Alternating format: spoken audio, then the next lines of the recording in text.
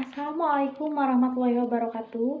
Perkenalkan, nama saya Meli Firdayanti. NIM saya yaitu 19060399. Program Studi Pendidikan Guru Sekolah Dasar Fakultas Ilmu Pendidikan IKIP Siliwangi. Di sini saya akan memaparkan sedikit hasil penelitian skripsi saya yang berjudul Penggunaan Model Kontekstual Teaching and Learning untuk meningkatkan kemampuan pemahaman konsep pada pembelajaran PPKN siswa kelas 5 sekolah dasar. Pertama-tama saya ucapkan terima kasih kepada dosen pembimbing 1 saya yaitu Bapak Galih Dani Septian Rahayu MPD dan pembimbing 2 saya yaitu Bapak Uus Kuswendi MPD yang mana telah banyak sekali memberikan saya arahan serta bimbingan dalam menyelesaikan hasil penelitian skripsi saya. Pada latar belakang pada penelitian ini, yang pertama yaitu pemahaman konsep merupakan kompetensi penting yang harus dimiliki siswa dalam menguasai materi dan mampu mengaplikasikannya dalam kehidupan sehari-hari, serta melaksanakan tahapan secara tepat, efisien, akurat, dan luas. Yang kedua yaitu nilai kriteria ketuntasan minimal atau yang biasa disebut dengan KKM yang ditetapkan pada pemahaman konsep PPKN yaitu sebesar 70. Sedangkan pada kondisi nyata di lapangan masih banyak siswa yang belum mencapai nilai KKM yang telah ditetapkan. Penyebab banyaknya siswa yang mendapat nilai kurang dari KKM tersebut disebabkan oleh kurangnya penggunaan model pembelajaran yang menarik bagi siswa. Yang ketiga yaitu fakta di lapangan, terdapat beberapa masalah dalam melaksanakan kegiatan pembelajaran PPKN. Itu disebabkan karena pembelajaran PPKN bukanlah pembelajaran yang bersifat dinamis, maka dalam pembelajaran PPKN, guru harus menyiapkan materi pembelajaran dan model pembelajaran yang bervariatif. Maka dari itu, penyebab-penyebab yang barusan saya paparkan yaitu kurangnya guru dalam memperhatikan model pembelajaran pada pembelajaran PPKN sehingga diperlukan model pembelajaran yang dapat membantu siswa memahami suatu konsep dalam pembelajaran PPKN. Untuk membantunya, maka diperlukan beberapa alternatif berupa model, metode, strategi, dan pendekatan yang menarik perhatian siswa. Dari beberapa alternatif yang saya paparkan, maka saya memberikan solusi yang relevan yaitu penggunaan model kontekstual teaching and learning. Model pembelajaran kontekstual teaching and learning merupakan model pembelajaran yang dalam penerapannya guru mencoba mengaitkan materi ataupun bahan ajar dengan konteks kehidupan dunia nyata, serta mendorong siswa untuk menerapkan pengetahuan tersebut pada kehidupan mereka. Selanjutnya yaitu yang menjadi rumusan masalah pada penelitian saya yang pertama yaitu apakah peningkatan pemahaman konsep siswa kelas 5 SD yang menggunakan model kontekstual teaching and learning lebih baik daripada menggunakan metode konvensional. Yang kedua yaitu bagaimana kesulitan siswa dalam meningkatkan kemampuan pemahaman konsepnya. Dan yang ketiga yaitu bagaimana kesulitan guru dalam penggunaan model kontekstual teaching and learning.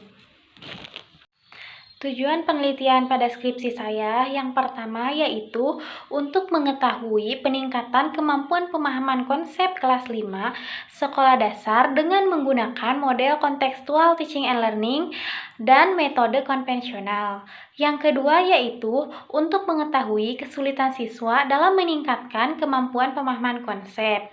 Dan yang ketiga yaitu untuk mengetahui kesulitan guru dalam penggunaan model kontekstual teaching and learning. Metode penelitian yang digunakan untuk menjawab rumusan masalah dalam penelitian ini yaitu mixed method. Metode ini dipilih sesuai dengan karakteristik pertanyaan penelitian yang hendak dijawab melalui outcomes dan proses yang menggabungkan hasil analisis data kualitatif. Adapun desain yang digunakan untuk penelitian kali ini yaitu desain explanatory sequential design. Nah, pada penelitian ini, tahap kualitatif menggunakan metode eksperimen dengan desain yang dipilih adalah pre-post control group design. Hasil penelitian ini yang pertama yaitu perbedaan peningkatan kemampuan pemahaman konsep pada pembelajaran PPKN siswa kelas 5 sekolah dasar antara siswa yang belajar menggunakan model contextual teaching and learning dengan siswa yang menggunakan pembelajaran konvensional. Dapat dilihat dari hasil N-Gain pada kolom rata-rata dari kelas kontrol dan kelas eksperimen sebesar 0, maka dapat dikategorikan rendah. Maka dalam menjawab hipotesis yang pertama adalah apakah ada tindakan peningkatan kemampuan pemahaman konsep pembelajaran PPKN siswa kelas 5 sekolah dasar menggunakan model contextual teaching and learning daripada yang menggunakan model pembelajaran konvensional atau metode konvensional.